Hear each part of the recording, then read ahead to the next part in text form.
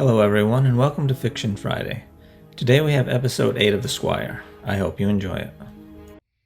"They're closing fast," Cole said. The sun had almost set. Through the afternoon, the wolfmen's howls had gotten steadily closer no matter how hard the two of them ran. "If we don't find a way to throw them off our trail, they'll catch us by midnight at the latest." "I'm so tired," Rain said between ragged gasps. "I can't keep going much longer." Cole didn't need his ring to confirm Rain's honesty. One look at her sweat-soaked, bent-over figure and you could see she'd about reached the end of her strength. They had no hope of outrunning the beastmen. Cole doubted he could outrun them on his own. He needed to find them a hiding place. "Hang on a little longer, Princess. I'll think of something."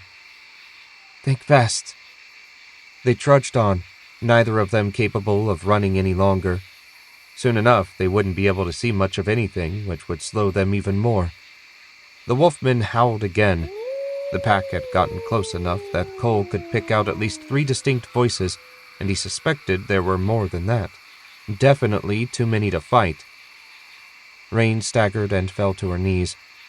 "I can't take another step." "You have to. If we don't keep moving, they'll catch us." "I don't care. I'm so tired." Cole wanted to scream. He didn't want to die in this place defending a spoiled brat, but he wouldn't abandon her. He owed his mentor's memory more than that. "Just a little further, please." "I can't." He heard the tears in her voice. If she started bawling now, he'd never get her moving again. "Listen to me. If you stay here, you will die. I don't care if you have to crawl. We can't stay here." Cole lifted her to her feet and put her arm around his neck. "Lean on me. I swear we'll get out of this. Just have a little faith." They staggered on, Cole carrying most of Rain's weight along with his own. She seemed so light earlier. Now it felt like he had a harbor chain draped around his neck. If he didn't find something soon, he'd collapse beside her. A few 100 yards further on, Cole caught the scent of cinnamon. His eyes widened. They must be near the stand of pixie pine Joey mentioned. If he managed to find it, they might have a chance. Cole followed his nose, and the scent grew ever stronger. Another 100 paces brought them to a thick clump of bushy evergreens. The smell coming off them overwhelmed every other scent in the area. Just what they needed. "Hang on, Princess." Cole held Rain close to his chest, then backed through the prickly little trees. The springy branches snapped back in place as he moved deeper into the copse. In the center, they found a small area clear of growth. Cole hacked away enough branches to give them room to lie down and to make the scent even stronger. He eased Rain down on the soft bed of fallen needles. She never made a sound. It looked like she'd fallen asleep on her feet. They didn't have much time now. Cole tore a strip of silk off the bottom of Rain's dress. The trip through the forest had reduced it to little more than shreds, so he doubted she'd even noticed the missing piece. He worked his way back out of the copse and found a dry branch not far away. He tied the strip of silk to it and dragged it along behind him as he staggered away from the pixie pines down a deer trail. Cole needed to lay a long enough trail to lead the wolfmen away from their hiding place, but he couldn't go so far that the beastmen got between him and the grove. In the distance, the burbling of a brook caught his ear. Cole found the strength to put on a burst of speed. A few seconds later, he reached the bank of a rushing little stream. He tore a strip off his undershirt, tied it to the branch beside Rain's bit of silk, and tossed the branch into the stream. He hoped the scent would lead them downstream away from the grove. Cole retraced his steps, scuffing his feet so he wouldn't leave a clear track. He prayed to the light that in the dark the wolfmen would focus on scent and wouldn't notice his tracks. The wolfmen howled again. It sounded like they had almost reached the pixie pines. If they beat him there, he wouldn't survive the night and Rain wouldn't survive the day tomorrow. Half staggering, half running, Cole hurried as fast as his weary body would allow. He reached the grove and backed through the branches. Not far away, something crunched. In the dim starlight, he could just make out Rain's sleeping form. He slumped down beside her. She stirred, and Cole clamped a hand over her mouth. If she made a sound, they were dead. She struggled, but Cole held her still. Rain didn't have enough strength to throw him off. Cole leaned down and put his lips right beside her ear. "They're here." Rain stiffened and stopped fighting. He took his hand away from her mouth. In the silence of the night, Cole hardly dared to breathe. Beyond the evergreen barrier, wolfmen growled and snuffled around for their scent. After an interminable minute, the wolfmen howled and pounded away toward the stream. He sighed. They'd taken the bait. Cole had bought a little time, at least. "Are they going to kill us?" Rain whispered into the dark. Cole felt around until he found her hand. He gave it a squeeze. "They're gone for now. Try to get some sleep. We need to move again at first light." Cole smiled when Rain squeezed his hand back. The morning dawned bright and beautiful. At least Cole assumed it was beautiful. Everything looked blurry through his sticky, itchy eyes. He rubbed his eyes with the back of his hands and the world became clear. The pixie pine grove that sheltered them for the night, the massive wolfman tracks running down the trail, and, of course, the disheveled princess staring at him through red-rimmed eyes. "Did you sleep well?" Cole asked. "Until you woke me up. What are we going to do now?" "More hiking." Cole grinned at the scowl on her face. "Don't worry, I have a fair idea where we are, or at least where we need to get to." He started down the trail toward the stream. He suspected, reinforced by the occasional distant howl, that the wolfmen would search the far side of the stream until they became certain he and Rain hadn't crossed over in the night. That would buy them time to get a better head start. At the stream's edge, Cole bent down to drink.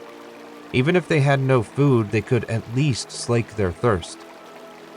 "Where is it you think we need to go?" Rain asked. "Port Rel, my hometown. This stream runs into the White River, which empties into Armageddon Lake right next to Rel. When we get to the port, we can hire a ship to take us to Celestia. You'll be safe there." "I've never been to Rel. What's it like?" They left the bank and moved deeper into the forest before following the little stream toward the river. Rel's the biggest port in the kingdom. Ships come and go, wagons rumble through the streets all day and all night.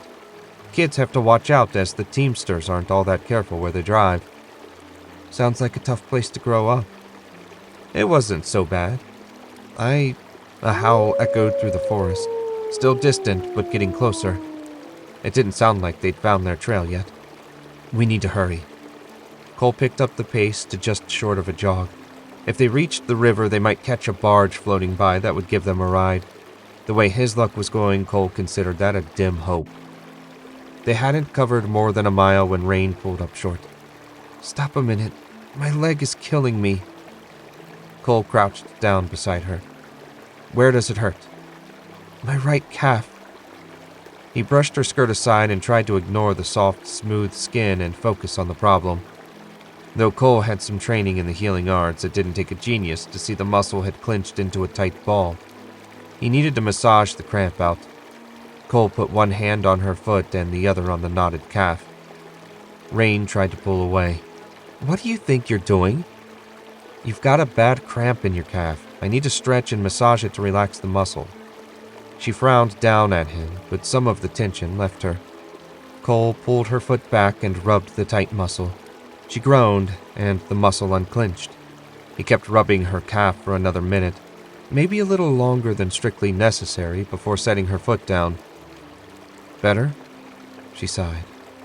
"Much. Thank you." He smiled, surprised at her civil reply. "You're welcome.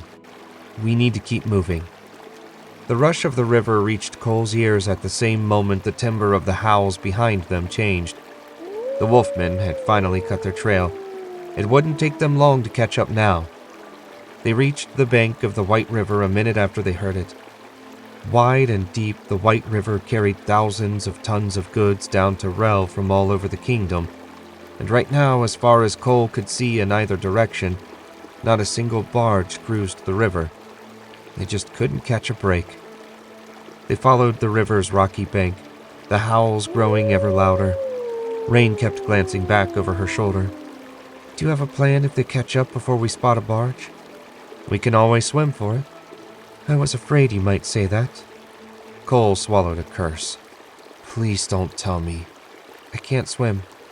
I've never liked the water. So much for plan B. It wasn't a good plan anyway. We're bound to come across something better. The ring stung his finger when he lied. He glared at it. They might find something better, and he didn't need his jewelry judging him.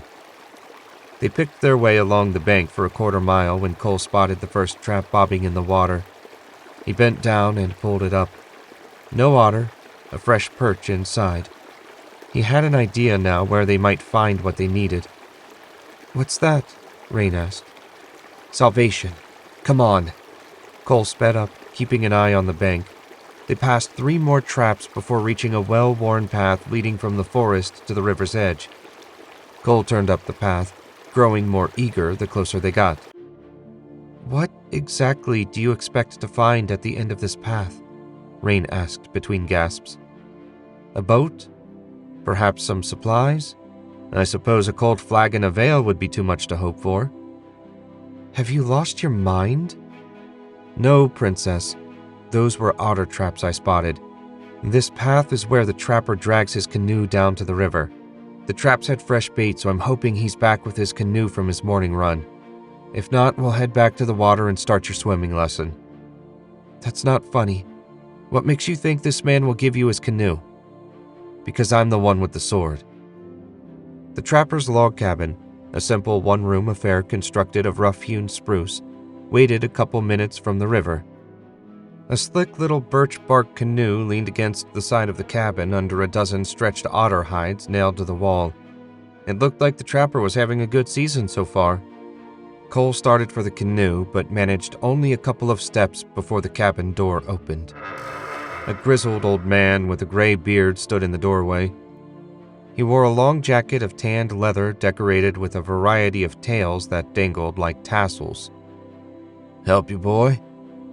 "We need your canoe. There's a pack of wolfmen on our trail, so I can't stay and chat." Cole started toward the canoe again. The old man darted out the door and got between Cole and the canoe. He held a wicked drop-point hunting knife at the ready. "That canoe's my livelihood. You take it and I'll starve to death." A howl rang out. The wolfmen sounded less than a mile away. He didn't want to hurt the old trapper, but they had no more time to argue. "It takes weeks to die of starvation. If you don't get out of my way, I'll kill you a lot faster than that." Cole pointed west. "I recommend you run that way. The beastmen want us, not you." Cole didn't know if the howls or the look in his eyes convinced the old man to run, but after a final glare, the trapper trotted off in the direction Cole had pointed. He sighed and lowered his blade. He hated killing humans. It felt like doing the beastmen's work for them. Cole grabbed the canoe and pulled it away from the wall. Underneath, he found an oar and a leather satchel. "Grab those." Cole started toward the river, carrying the canoe over his head. They retraced their steps and Cole slid the canoe into the water. He held it steady so Rain could climb in. She put a foot in, and it wobbled. She looked back at him, eyes wide. "I won't let you fall in," Cole said. "Hurry." Rain gathered herself and climbed in. Cole pushed the canoe a few steps out into the water and clambered in beside her. He took the oar and paddled out toward the middle of the river. Loud howls sounded behind them. Cole looked over his shoulder and found 5 of the biggest wolfmen he'd ever seen standing on the bank snarling at them. He let out a long breath. That getaway had been far too close for his liking. "Can they swim?" Rain asked. "I hope they're stupid enough to try. Stabbing them while they're paddling toward us would be easy, but I don't think we'll be that lucky." Thanks for listening to this week's episode of Fiction Friday. If you liked what you heard, you can find more of my fiction on my website, jamesewisher.com. Please consider liking, subscribing, and sharing with anyone else you think might enjoy the show. Until next week, goodbye.